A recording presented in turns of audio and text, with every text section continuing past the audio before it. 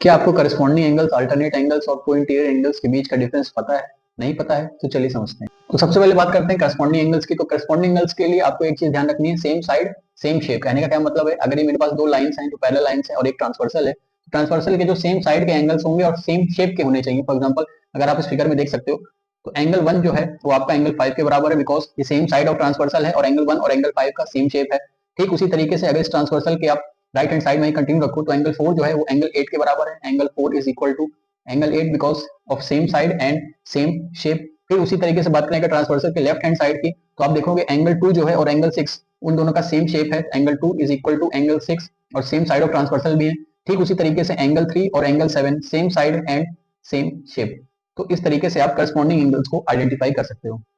बात करते हैं अल्टरनेट इंटीरियर एंगल्स की। तो सबसे पहले यहाँ पे वर्ड आया एक है इंटीरियर। तो इंटीरियर का मतलब हुआ इन पैरेलल लाइंस के वो जो है एंगल्स इंटीरियर में लाई करेंगे, और अल्टरनेट का मतलब हुआ आपको ऐसे क्रॉस से समझना है कि एंगल 3 एंगल 5 के बराबर है और एंगल 4 एंगल 6 के। Angle 3 is equal to angle 5 और angle 4 is equal to angle 6।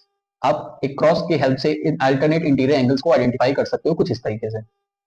बात करते हैं अल्टरनेट एक्सटीरियर एंगल्स की। तो एक्सटीरियर एंगल्स होंगे, इसका मतलब क्या है, पैरेलल लाइंस के एक्सटीरियर में लाई करेंगे, यानी कि 1, 2 और 7, 8 के आपस में कुछ रिलेशन होगा इन एंगल्स के बीच में।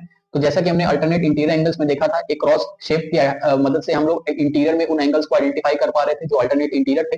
ठीक उसी तरीके से अल्टरनेट एक्सटीरियर एंगल्स पहचानने के लिए आपको एक्सटीरियर एंगल्स के बीच में क्रॉस लगा देना है। फॉर एग्जाम्पल 2 का रिलेशन हो जाएगा 8 से, उसी तरीके से 1 का रिलेशन हो जाएगा एंगल 7 से, यानी कि angle 1 is equal to angle 7 और angle 2 is equal to angle 8। ये होते हैं हमारे अल्टरनेट एक्सटीरियर एंगल्स।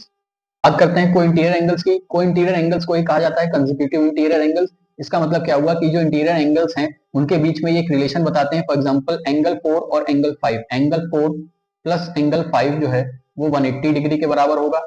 ठीक उसी तरीके से एंगल 3 और एंगल 6, एंगल 3 प्लस एंगल 6 ये भी 180 डिग्री के बराबर होगा। ये होते हैं हमारे को इंटीरियर एंगल्स के बीच का रिलेशन।